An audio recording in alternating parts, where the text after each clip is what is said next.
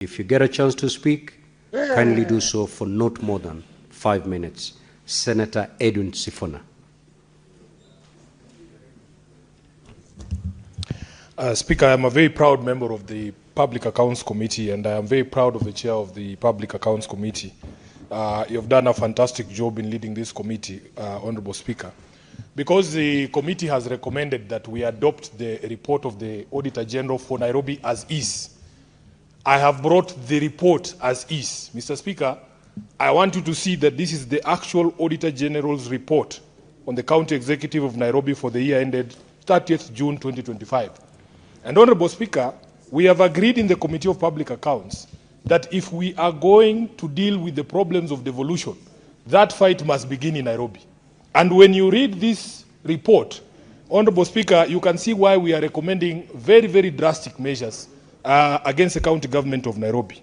I have just chosen a sample, Honorable Speaker, so that people out there who are following this debate understand why it is extremely critical that we have conversations with governors on these reports of the Auditor General's report.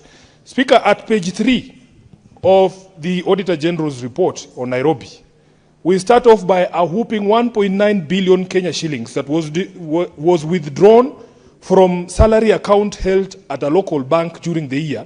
The withdrawals were not supported by any payroll summaries, payment vouchers, approvals, or anything to show where this money was going, Honorable Speaker. I want to move quickly, Honorable Speaker, to another thing.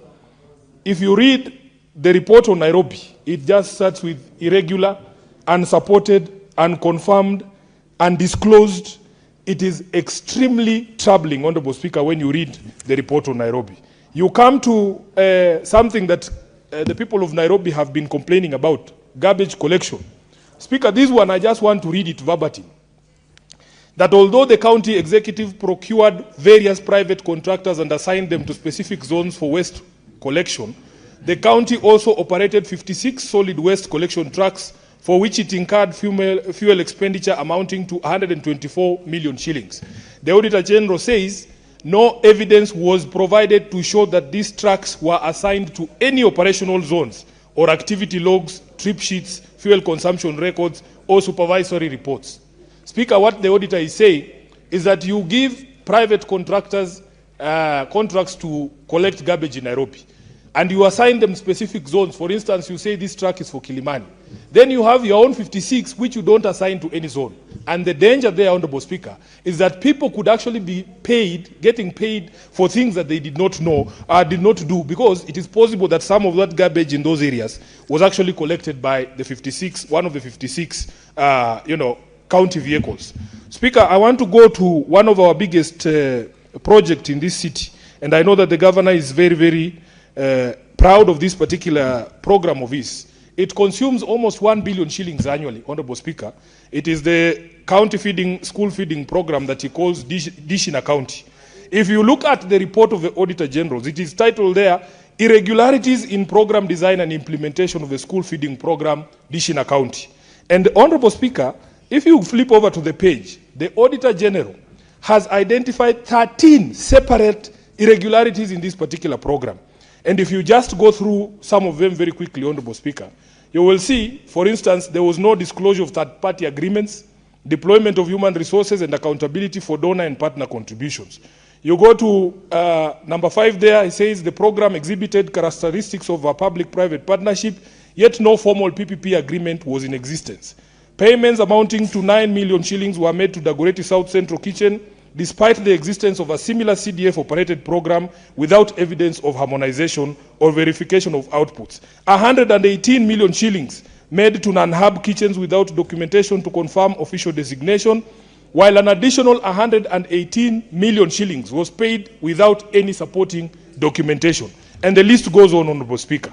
We have so many problems, including the construction of the house at Lady Northey, which has told Honorable Speaker, and other irregularities, including in management and award of court cases, Honorable Speaker. You will see that this report, you might think it was prepared by the DCI themselves, because all this sounds like disclosures of criminal activity. And this is why I'm very proud that the committee has said that we need to be able to submit these reports to the agencies that are now responsible for law enforcement in this country to take action. Irregularities in the construction of a fire station at Gikomba Market. It is one of those. We have even irregularities in the supply and delivery of male condoms, Senator Khalwal. There is nothing that we seem to be getting right. This is at the page 45 of the report of the Auditor General. So that, Honorable Speaker, when we ask these governors to appear here, this one's is 15,788,521 Kenya shillings. Yes. This is the Auditor General's report. This report was not prepared. It was not prepared by Sifuna. So, Speaker, I heard the Chair of the Council of Governors this afternoon. I heard him say that we need to be nicer to them when they come to the Committee of Public Accounts. Honorable Speaker, it is not possible to be nice in the face of such irregularities when our people are suffering and they need the support of this Senate to be able to bring governors to account.